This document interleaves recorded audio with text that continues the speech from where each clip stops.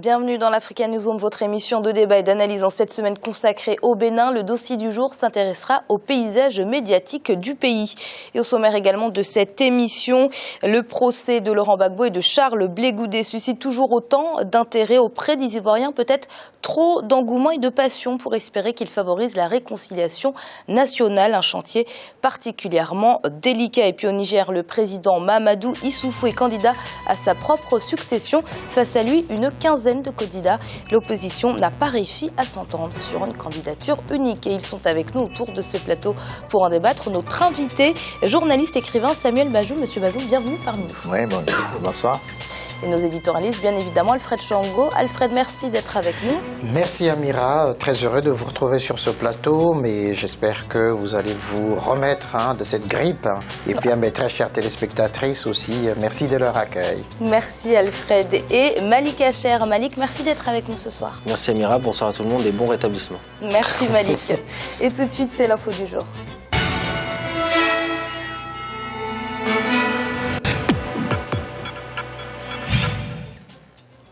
« 2016, année électorale chargée pour le continent africain. Ce 21 février, ce sont les électeurs nigériens qui iront aux urnes pour élire leur président. 17 candidats se sont lancés dans la course, parmi lesquels le président Mahamadou Issoufou, mais également Hama Amadou, son ancien compagnon politique, devenu aujourd'hui un farouche opposant. La campagne électorale, quant à elle, a démarré officiellement le 30 janvier. C'est un sujet d'Olivia Yérédobré. Mahamadou Issoufou à la conquête de l'électorat nigérien. Ce mardi 2 février 2016, le président sortant Mahamadou Issoufou, qui brigue un second mandat, est allé à Filingué dans la région de Tillabéri, ville où est détenu le candidat Hama Amadou, son ancien allié, pour un meeting de campagne. Dans cette localité, il promet de lutter efficacement contre l'insécurité alimentaire dans le pays. Dans mon programme, je promets de baisser les prix des denrées alimentaires et si possible de donner gratuitement aux populations pour la lutte contre l'insécurité alimentaire.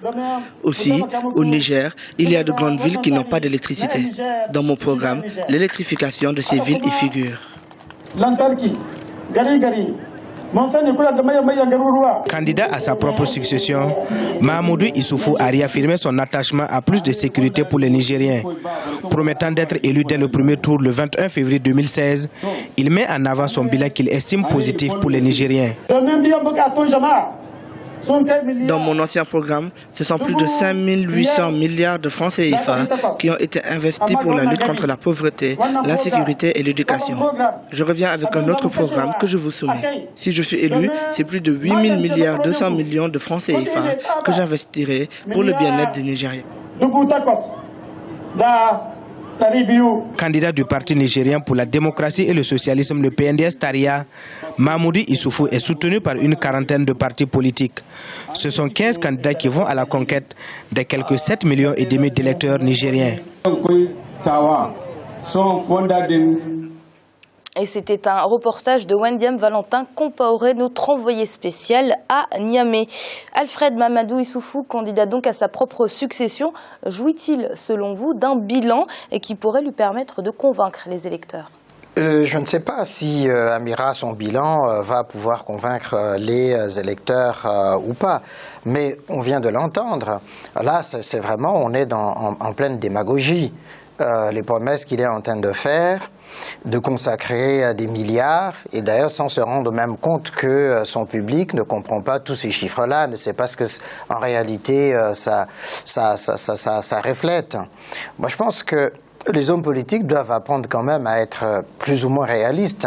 Bon, les campagnes, les propos de campagne, ça n'engage que ceux qui y croient, on le sait, mais à un certain moment, il faut être raisonnable. Si on lui posait la question aujourd'hui de savoir, en ces 5 ans de pouvoir, qu'est-ce qu'il a fait pour l'éducation, pour les jeunes nigériens, pour qu'ils entrent dans le marché du travail, qu'ils sortent de la précarité, il aurait du mal à avancer les chiffres qu'il a donnés là. Et je pense qu'il a intérêt effectivement à être, j'allais dire, honnête vis-à-vis du peuple nigérien, de dire la vérité sur les chiffres. Il y a des choses qui ont été faites, la sécurité évidemment, on peut le voir. est revenu malgré toujours la menace omniprésente de terroristes, des djihadistes de Boko Haram ou d'autres qui sévissent dans la région. On peut dire aussi sur la presse qu'il y a des choses qui ont été faites, même si la tentation toujours de reprise en main existe. Et puis par rapport à son opposition, on peut dire là aussi que c'est mi-figue, mi-raisin, puisque Hama Amadou est en prison aujourd'hui et on ne dit pas la vérité au fond au peuple nigérien sur les raisons qui poussent justement Hama Amadou en prison ou sur tout ce qu'on lui reproche. Donc il y a toute une série de choses comme ça qu'on peut mettre à son crédit, mais dire que dans l'ensemble comme ça, il a promis la question de l'électrification par exemple. Hors antenne, avec Malik, on discutait, il rappelait effectivement que pour les champs, par exemple, les mines d'uranium, l'électricité existe, mais pour les Guinéens, les Nigériens au quotidien, il n'y a pas d'électricité. Donc c'est assez un bilan mitigé pour moi. Malik, un bilan mitigé également. Rappelons que le président nigérien, dans son meeting, a évoqué la sécurité alimentaire. Peut-être revenir sur son initiative, les 3N, les Nigériens nourrissent les Nigériens. Oui, bien sûr. Bon, aux Nigériens de juger, bien évidemment, du bilan du président actuel et des promesses qu'il est en train de faire. C'est toujours le propre d'un politique, quand il se présente ou se représente aux élections, de faire les promesses. Effectivement, son bilan est mitigé. Je partage l'avis d'Alfred. L'initiative des 3N est une bonne initiative. Le problème, c'est qu'on ne peut pas voir les fruits d'une telle initiative sur un court terme. Effectivement, la population nigérienne est importante et donc, comme il y a eu une absence de planification dans le domaine agricole, une absence d'initiative politique dans ce domaine pour justement avoir une agriculture productive, on ne peut pas juger maintenant est-ce que cette initiative est la révolution verte de demain pour le pays. Donc très difficile. Toutes les initiatives sont bonnes à lancer.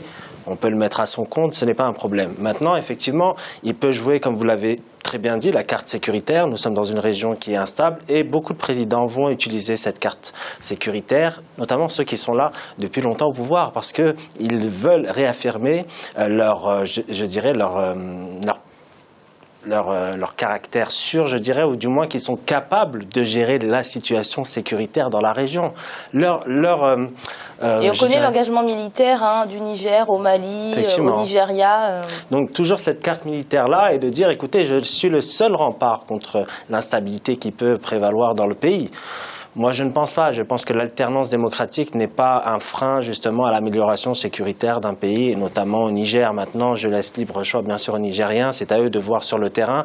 Et j'espère que ce pays, qui a beaucoup de potentialités, se remettra sur les rails parce qu'il y a encore beaucoup de choses à faire, beaucoup de choses à améliorer au Niger. Justement, Alfred, une alternance qui risque d'être difficile, puisque l'opposition, rappelons-le, n'a pas réussi à s'entendre sur une candidature unique. Ils sont 16 candidats de l'opposition. Il y a une pléthore là des candidats au niveau de l'opposition. L'intelligence politique et même stratégique aurait voulu effectivement qu'il y ait, à tous les coups, au moins 2 candidats de l'opposition face à Mahamadou Issoufou, mais 16, ça fait une atomisation de l'espace, ça fait une atomisation du vote, et donc à coup sûr, lorsque Mahamadou Issoufou dit qu'il veut faire un peu comme Marc Roch-Kaboré au Burkina Faso, un coup KO, il voudrait gagner au premier tour, c'est équitable justement sur cet émiettement de l'opposition et du vote probablement.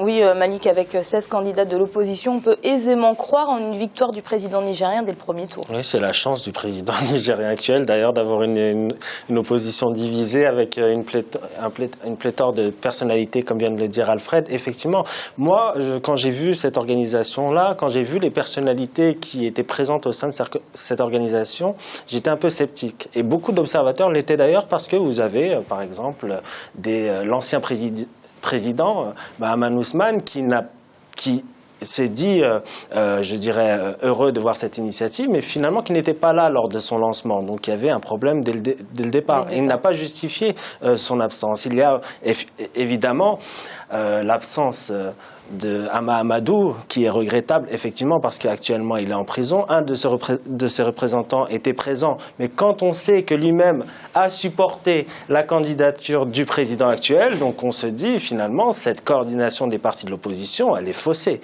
Donc effectivement, c'est une organisation qui est un peu mortenée, je dirais, malheureusement. Et il faut, je pense, comme le dirait Alfred, dans ces cas-là, avoir 2-3 candidats de l'opposition au maximum, les plus grands partis d'opposition, parce que jamais on aura une alternative en Afrique, une alternative démocratique dans ces cas-là. Monsieur Majoum? Oui, je pense que, d'abord, s'agissant du bilan du président sortant, je pense que, bon, il a fait ce qu'il a pu faire dans un contexte d'insécurité, mais qu'il avance quand même des chiffres assez astronomiques pour justifier un peu son bilan. Bon, je me dis, évidemment, la tentation est trop forte dans ce cas-là de se baser sur des chiffres. Bon, là, comme a dit Fred, la population n'y comprend pas toujours grand-chose. Mais ceci étant, je crois que le contexte, comme nous avons dit, vous l'avez dit d'ailleurs, le contexte lui est favorable parce que dans la zone actuellement, l'insécurité est telle que il faudrait peut-être mieux éviter de bouger les choses. On a vu ce qui s'est passé au Mali, parce qu'au Mali, on a vu quand le coup d'État est intervenu, alors que le pays était à moins de 3 mois des élections.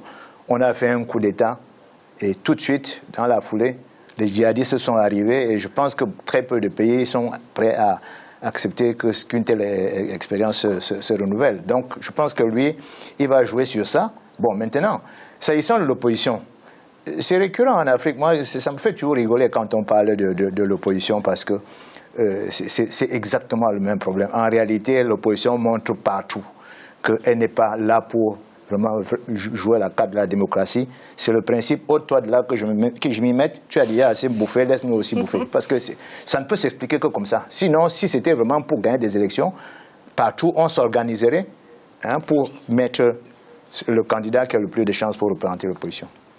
Et le procès de l'ancien président ivoirien Laurent Gbagbo et de son ex-ministre Charles Blé Goudé se poursuit toujours à La Haye. Les deux hommes sont poursuivis par la CPI, la Cour pénale internationale, pour crimes contre l'humanité commis durant la crise post-électorale de 2010-2011, une crise dont les stigmates sont toujours présents. La preuve, cet engouement, cet intérêt et cette passion avec lesquels les Ivoiriens suivent ce procès. C'est un reportage de notre correspondant en Côte d'Ivoire, Olivier Conan. Les Ivoiriens suivent avec intérêt le procès de l'ex-président Laurent Gbagbo et son ministre Charles Blé Goudé à La Haye, aux Pays-Bas. Les deux personnalités sont poursuivies pour crimes contre l'humanité pour des violences ayant fait 3000 morts lors de la crise post-électorale de 2010-2011. Le procès, qui est très suivi en direct sur les antennes d'Africa 24 ou sur les réseaux sociaux, cristallise les opinions. Pour certaines personnes, la culpabilité des prévenus ne fait aucun doute. Je ne sais pas s'il a tué ou n'a pas tué. Mais s'il ordonne de donner l'article 125 pour brûler les gens, Blé Goudé a ordonné de tuer. Si Gbagbo laisse les gens tuer et sans réagir lui-même en personne, il est pour consentant de ce que les gens ont fait. Les positions sont tout aussi tranchées et catégoriques chez les partisans de l'ancien président ivoirien. Pour eux, il est injustement incarcéré et sa libération ne fait aucun doute au terme du procès. Vous savez, quand on défend un innocent, c'est beaucoup plus facile que d'incriminer un innocent. Quelles sont les charges contre lesquelles on m'accuse? On les a vues, on en a vu des preuves, mais quand la défense du président Gbagbo et de Blé Goudé montre ou démontre les accusations avec des preuves à l'appui, 3 ans, c'est vrai, il va falloir beaucoup. Que le procès dure 3-4 ans, c'est peut-être normal parce qu'il y a pas mal de témoins qui vont défiler à la barre. Mais si c'est pour ce que j'ai déjà vu, le procès pourrait se courter très rapidement. Le procès de l'ex-président Laurent Gbagbo et de Charles Blé Goudé est prévu pour s'étaler sur une longue durée. Pour le pourfendeur des prévenus, comme pour leurs partisans, le temps ne pourra pas altérer leur mobilisation. Chaque camp est convaincu que le verdict sera en sa faveur à l'issue de ce procès historique. Monsieur Majoum, dans un contexte pareil où il apparaît clairement que les Ivoiriens n'ont toujours pas pris de recul sur ce conflit, et on peut aisément les comprendre, la réconciliation nationale est un chantier très délicat. Absolument, parce que personne ne veut battre sa culpe.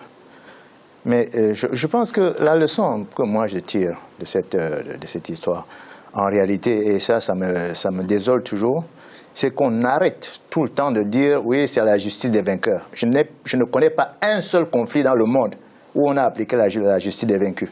Donc quand quelqu'un se lance, je ne veux pas situer les responsabilités dans un conflit comme celui-là. Il vaut mieux savoir qu'il y aura peut-être un retour de bâton. Le Kérékou nous a donné un exemple formidable.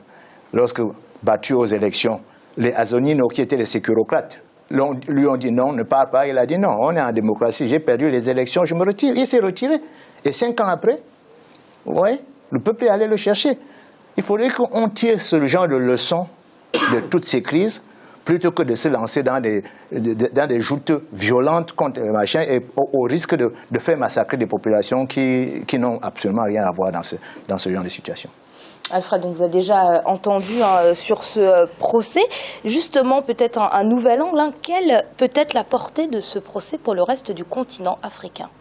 Je pense que pour le continent africain, mais je ne sais pas si les Africains, si nos dirigeants tirent les leçons de l'histoire ou de notre passé le plus immédiat, ça serait effectivement que les chefs d'État, au lieu d'incriminer tout le temps la Cour pénale internationale, l'accusant de tous les maux, commencent à balayer devant leur propre porte et se disent « nous ne nous retrouvons pas là-bas si nous respectons nos institutions, si nous respectons nos constitutions ». La grande leçon est celle-là. Après, libre à chacun justement d'interpréter ce qui se passe à La Haye comme il l'entend. Mais juste une dernière petite chose, c'est que je suis d'accord avec Bazoum quand il dit qu'il n'y a pas de justice de vainqueur. Et de toute façon, les leçons de l'histoire nous montrent que les vieux nazis qui s'étaient retirés, qui s'étaient cachés en Amérique latine, jusqu'à leur dernière heure, ont été poursuivis et arrêtés. Et si dans l'autre camp, effectivement, il y a des criminels qui croient se cacher derrière leurs petits doigts, tôt ou tard, la justice les rattrapera. Mais pour les Ivoiriens, la réconciliation, c'est bien qu'ils débattent en public, qu'ils discutent 5 ans après. C'est ça qui permet de sortir tout ce qu'il y a au plus profond de soi-même, mais en même temps, au quotidien, ils se fréquentent et la réconciliation se fait. Et c'est l'heure de marquer une courte pause. On se retrouve très vite pour la suite de l'Africaine. On va tout de suite.